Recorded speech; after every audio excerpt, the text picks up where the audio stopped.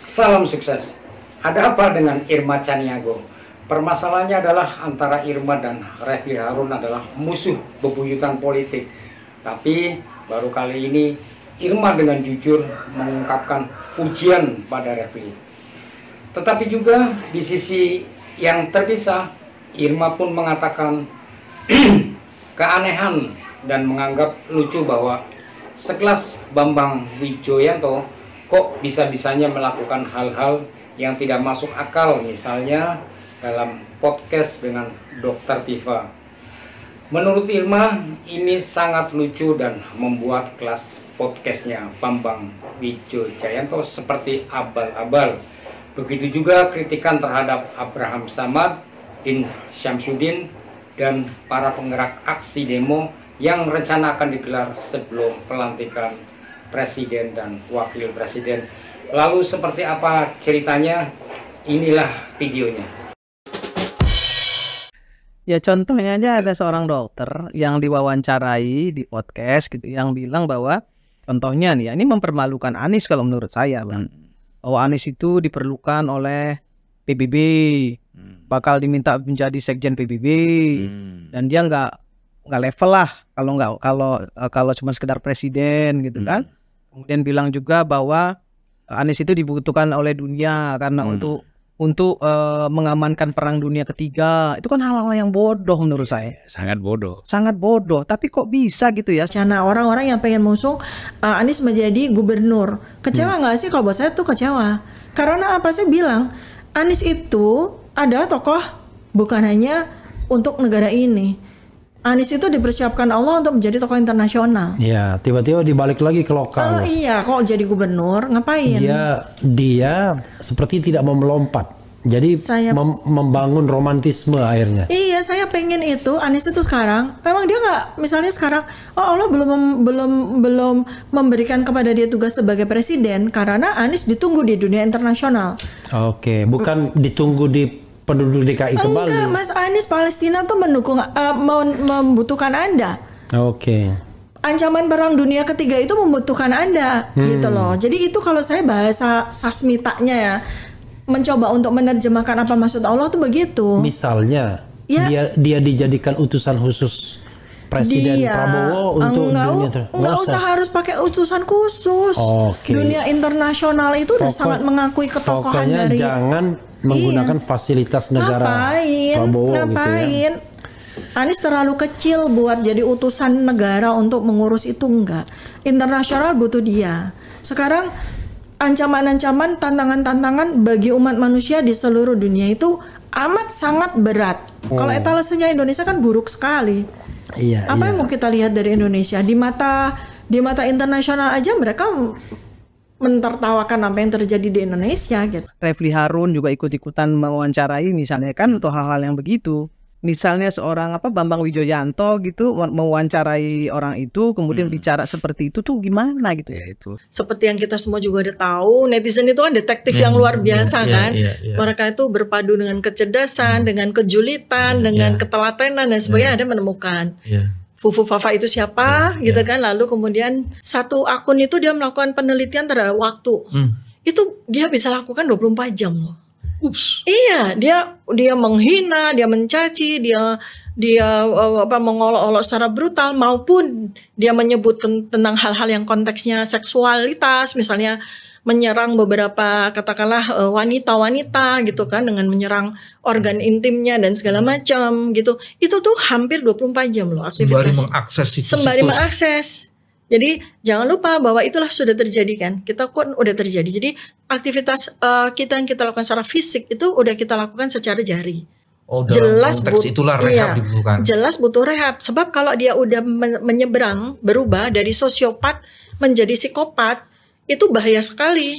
Kalau psikopat berarti kerusakan otak yang sifatnya udah menetap itu akan mengganggu jiwanya sehingga dia tidak bisa lagi membedakan mana yang benar, mana yang salah, mana yang baik, mana yang buruk, mana perbuatan baik, mana perbuatan jahat, mana yang keji sekali, sangat keji dan sebagainya, dan itu sangat membahayakan. Menurut saya kan Refly ini anak muda yang harusnya ya menurut saya nih karena saya kenal kenal baik dengan beliau. Menurut saya ini anak sebenarnya dibutuhkan oleh negara ini gitu, untuk membangun negara ini dengan kecerdasannya. Dia kan profesor, Bang. Masih muda. Dia untuk bisa ikut membangun bangsa ini ke depan. Jangan justru terbawa-bawa dengan orang-orang yang seperti ini. Saya sih terus terang menyayangkan gitu. Apalagi bilang bahwa Gibran nggak akan dilantik, yang akan dilantik tuh Anies bersama Prabowo.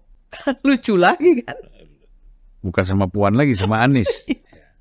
Itu, aduh. Dan itu yang hostnya ngundang orang kayak begini nih gimana ya? Saya nggak tahu apa sih yang dipikirin apa namanya? Iya.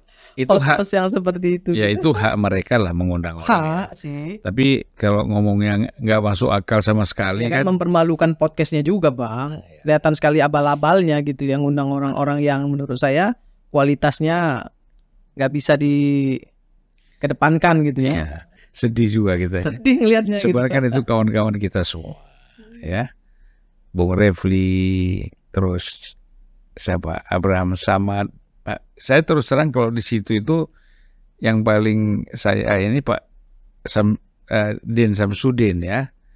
Dia kan pernah ketua umum PP Muhammadiyah dan intelektualitasnya di atas rata-rata juga Pak Din Samsudin. Tapi terjebak di dalam permainan-permainan praktis seperti ini, diajak-ajak oleh kelompok ini untuk bergabung, itu yang menurut saya kasihan. Ya. Ini kan ada gugatan yang masuk nih terhadap keberadaan Gibran sebagai wakil presiden yang diajukan PDIP ke Pengadilan Tata Usaha Negara. Apakah misalnya Bung Ferry ya, ternyata PT UN kita memutuskan nih bahwa pencalonan Gibran itu tidak sah, apa konsekuensinya nih? Karena putusan pengadilan wajib dijalankan. Konsekuensinya dia sudah bisa dipastikan gagal dilantik kan gitu. Nah, apa konsekuensi ketatanegaranya? Presiden yang dilantik akan menentukan 2 nama yang akan dipilih sebagai wakil presiden di Majelis Permusyawaratan Rakyat. Itu menurut ketentuan begitu. Ketatanegaraan. Dalam waktu 30 hari harus ada pilihan terhadap wakil presiden baru. Dan ya, buat mereka itu mungkin yang paling penting, setiap orang yang nggak suka sama Jokowi silakan untuk menghujat. Emang hobi kayaknya. Ya, saya sih lihatnya nih yang teriak-teriak ini sebagiannya sebenarnya kecil, nggak banyak, tapi suaranya gede. Suaranya besar. Karena kemana-mana Pak. Karena kemana-mana bawa toa. Iya. Sebenarnya nggak banyak yang begitu itu nggak banyak. Cuman karena mereka itu berada di podcast, di media dan lain sebagainya, jadi kelihatan seperti besar gitu ya. Sebenarnya suaranya aja yang besar, tapi orangnya nggak besar. Anies akan gantikan Gibran jadi wakil presiden. Benarkah demikian? Kenapa ini muncul? Karena beberapa hari atau 2 bulan atau sebulan sebelum pelantikan Wapres muncul isu banyak sekali terkait dengan keluarga Pak Jokowi, termasuk juga dengan Gibran yang diisukan punya akun Fufu Fafa itu.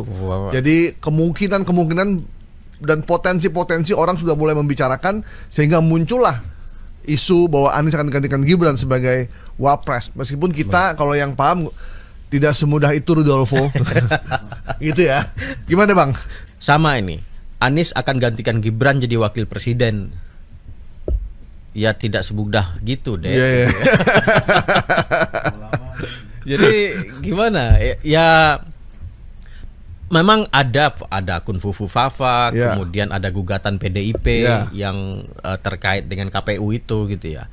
Nah, akan tetapi ketika KPU sudah menyatakan secara resmi itu sudah terpilih gitu, itu akan prosedur bernegaranya akan susah, itu kemudian akan dibatalkan gitu ya. Ini kayak giliran aja ya.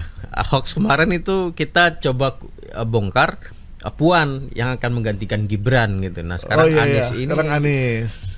Ini kan mereka harapkan bahwa respon itu bukan hanya sekedar simpatik. Respon itu dalam bentuk gerakan. Dan orang kan mau ikut gerakan kan harus kenal dulu siapa mereka. Dan yang sudah kenal tahu nggak bakal mau ikut. Ini backgroundnya udah diketahui semua kok. Ya kan? Dulu punya jabatan, sekarang nggak punya jabatan. Yang kenapa tidak melibatkan tokoh agama? Saya sampaikan, semua tokoh kita ajak. Cuman kalau tidak mau diapain? Kita tidak bisa paksa. Kita tidak bisa paksa, kita ajak, kita himbau. Ayo kita bergerak bersama untuk menjaga negara ini, menjaga negeri kita yang tercinta. Tapi yang jelas, kalau rakyat semua mau kita ajak bersuara, perbaiki negeri ini, lakukan perombakan yang signifikan atau total, kembali ke tatanan waktu kita bernegara yang lalu yang sudah baik. Jadi siapapun yang terlibat di aksi itu, ya, tadi Jenderal bilangkan dari seluruh elemen. Salah satunya adalah Jawara siap mengawal aksi nanti, ya. Siap Jawara mengawal 300 sampai 500 Jawara akan mengawal, mengamankan aksi itu. Satu. Karena apa, tadi saya ke depan, saya koordinasi dulu dengan para sesepuh. Dan yang kedua, apabila ada aksi tandingan, Jawara yang akan menghadapinya.